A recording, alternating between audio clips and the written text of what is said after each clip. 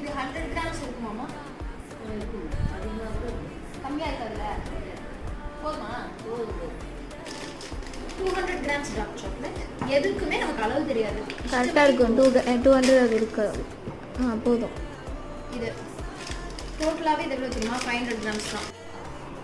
வந்து இது தூக்கி இதில் ஊற்றுவோமா?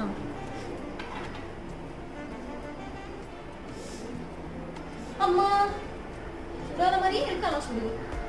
கடவுளே ப்ரௌனி மாதிரி வந்துடும், காப்பாத்து. இல்லைனா என்னை நம்பி கிச்சனுக்குள்ளே விட மாட்டாங்க. என்ன பண்ணுவீங்க?